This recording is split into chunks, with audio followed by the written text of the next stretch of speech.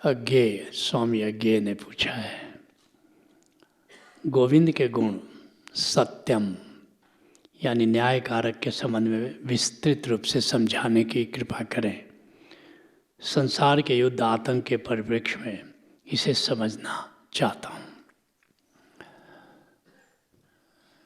गोविंद पद कार्यक्रम अभी चल रहा है और उसमें हम गोविंद के सत्यम शिवम सुंदरम रूप को समझ रहे हैं। सत्यम का अर्थ है promoter of truth and justice, अर्थात परमात्मा सत्य और न्याय का पोषक है। ये जो सृष्टि जिस तत्व पर आधारित है, जिन तीन मुख्य बिंदुओं पर आधारित है, वो है सत्यम शिवम सुंदरम। अर्थात सृष्टि है, द्वंद्वात्मक है, यहाँ संघर्ष होगा, लेकिन अंतिम विजय सत्य की होगी, क्योंकि सत्य के पक्ष में स्वयं परमात्मा खड़ा है। दूसरा शिवम, जो भी संघर्ष हो, बुरा हो भला हो, अनुकूल हो प्रतिकूल हो, लेकिन आत्यंतिक परिणाम उसका शिवम होगा, मंगलमय होगा, क्योंकि परमात्मा सृष्टि को मंगलमय दिशा में ले जाने के लिए संकल्पित है। तीसरा सुंदरम, अर्थात सृष्टि सुंदरम तत्व पर आधारित है। परमात्मा जो भी निर्माण करता है, ये ख्याल रखता है कि जो भी कृति हो सुंदर हो। झरनों को देखो, उड़ते पंछियों को देखो, तितलियों को देखो, बगीचे को देखो, जंगल को देखो, कितना सुंदर है, कहीं दुर्गंध नहीं है। मनुष्य जहाँ जहाँ पहुँचा है उसने दुर्गंध पैदा कर दिया।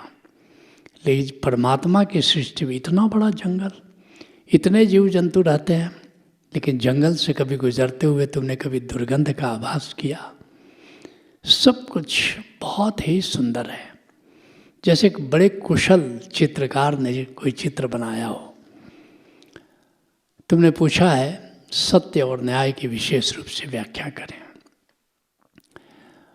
जहाँ द्वंद्व होगा, जहाँ खेल होगा, तो हर खेल में एक दल की विजय होगी, एक दल की पराजय होगी।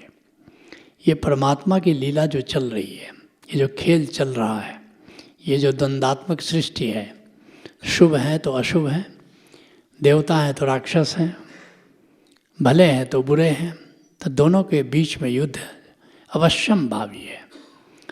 लेकिन विजय किसकी होती है? जो सत्य पर होता है। इसलिए गीता का अंतिम अध्याय, अंत का अंतिम श्लोक जानते हो क्या है?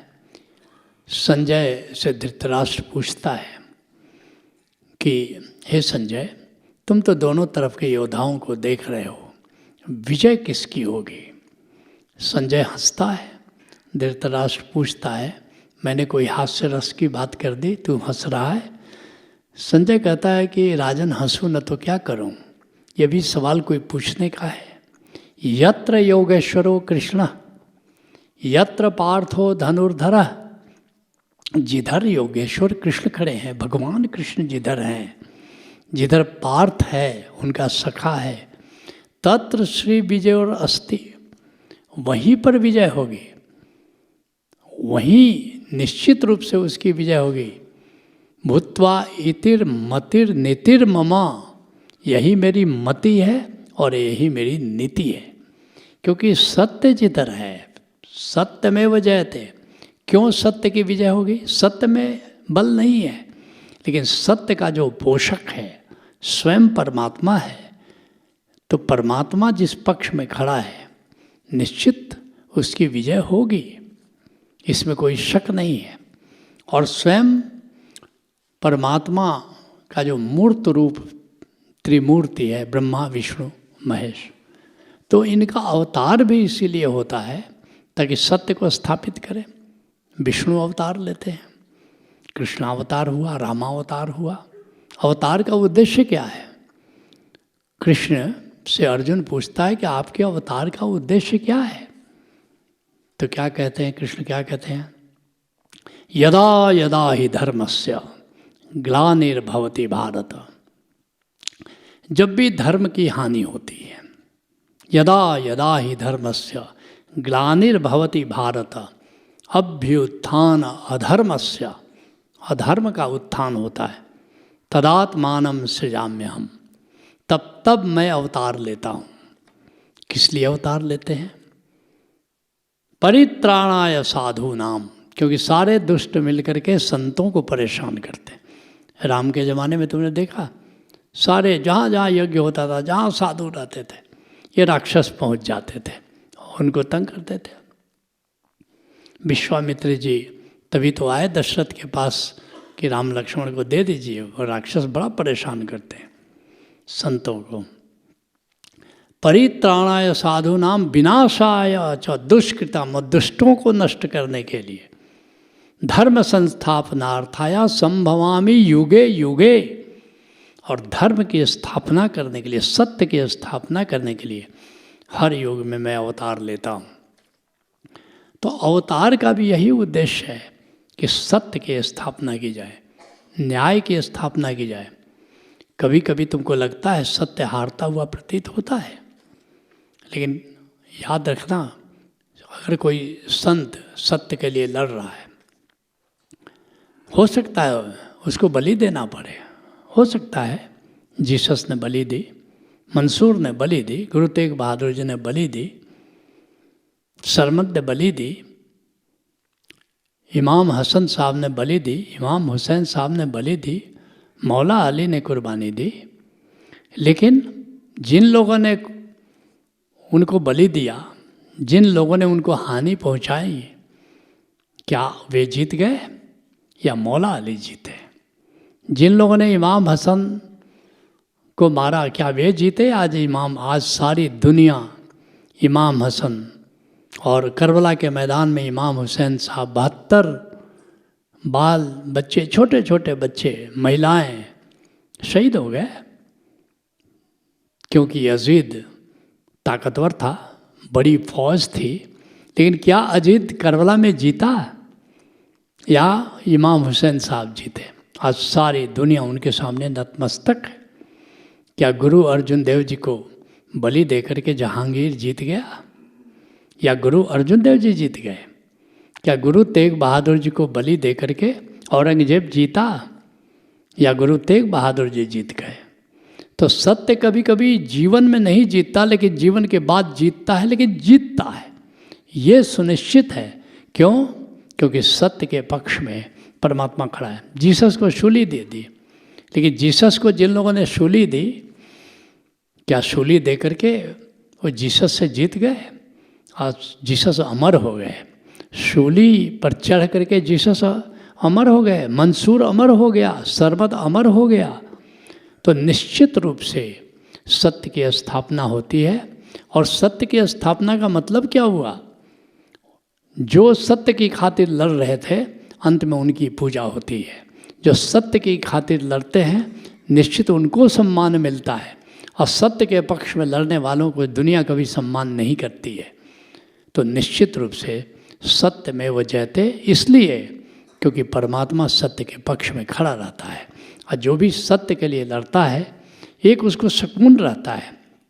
जीत और हार तो परमात्मा के हाथों में है, लेकिन कम से कम लड़ा तो। जहाँ सूफी बाबा शाह कलंदर रहा करते थे, 55 गांव बहाबी मुसलमानों के वहाँ पर थे, और 700 फतवे उनके खिलाफ थे।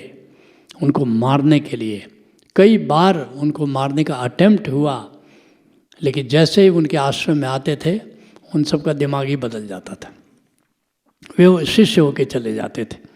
मैंने एक दिन उनसे पूछा कि एक तरफ ये 55 गांव बहाबियों के, एक तरफ आप अकेले हो, और आपके आश्रम में एक छड़ी भी मैं नहीं देखता हूँ, एक लाठी भी नहीं देखता हूँ, किस भरोसे आप इनसे लड़ाई लड़ रहे हो?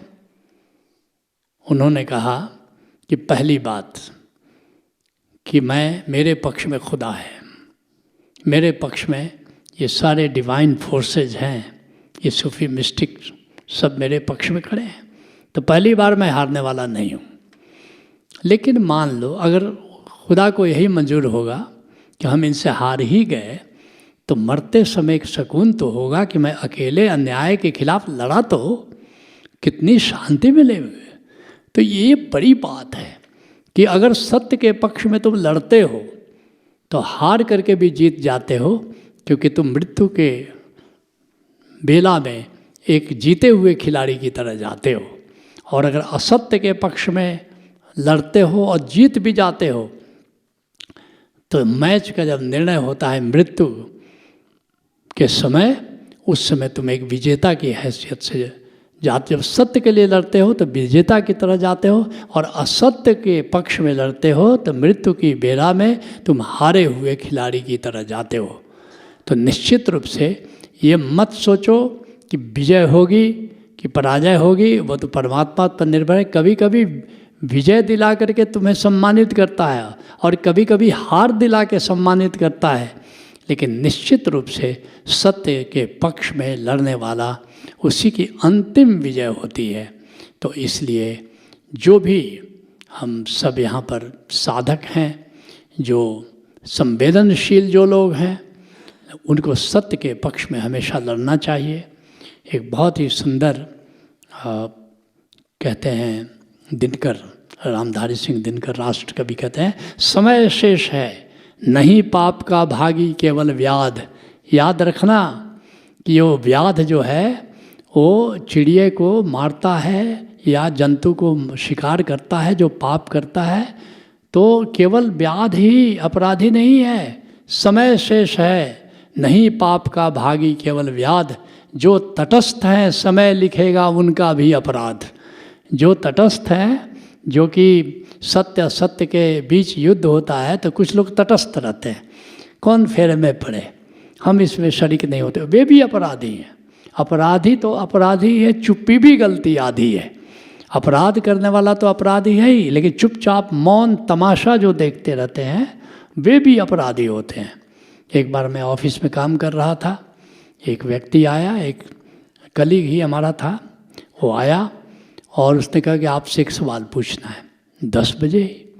मैंने उससे कहा कि अभी ऑफिस शुरू हुई है, लंच ब्रेक में आ जाना, जल्दी क्या है। मैंने सोचा चला गया, वो लंच ब्रेक में आ गया। उसने कहा मैं सवाल पूछ लूँ, उनके वहाँ ही गए हो तो पूछ ही लो। उसने कहा रावण ने सीता को चुराया था, लेकिन हनुमान ने पूरी लंका क्यों जला दी, उनका क्या दोष था लंका वालों का। मैंने कहा पूरी लंका जली तो विभीषण की कुटिया तो नहीं जली, इस पर तुमने सोचा? भला सोचा तो नहीं, आप बता दो। पूरी लंका में एक विभीषण था जो कहा रावण को कि भैया किसी भी नारी का हरण ठीक नहीं है, जगत जननी माँ सीता का आपने हरण किया, आप सम्मान से तो उनको लौटा दिए, ये ठीक नहीं है। मानला कि उसको रावण ने पिटाई की, वो अलग कहानी, मगर कम से कम इतनी हिम्मत हुई, अगर रोक नहीं सका तो उसने टोका तो सही कि भैया ये गलत काम है। तो विभीषण की कुटिया बच गई। और बाकी लंका वाले क्या कर रहे थे? चुपचाप मौन तमाशा देख रहे थे। तो अपराधी वे भी थे। इसलिए उन सब का भी घर जब जलाया हनुमान ने तो बिल्कुल ठीक किया। तो इस बात को ठीक से याद रखना, जहाँ भी सत्य और असत्य के बीच युद्ध होता है, वहाँ अगर तुम्हारी क्षमता असत्य के लिए लड़ने वालों की रोकने की नहीं है तो कम से कम टोको तो ये टोकना ही तुम्हारा पुण्य बन जाएगा, या टोकना ही तुम्हारा सत्य के लिए समर्थन बन जाएगा, या टोकना ही तुम्हारे जीवन में एक पुण्य की तरह जुड़ जाएगा। और निश्चित रूप से परमात्मा उनके पक्ष में खड़ा होता है जो सत्य के पक्ष में खड़े हैं। लेट्स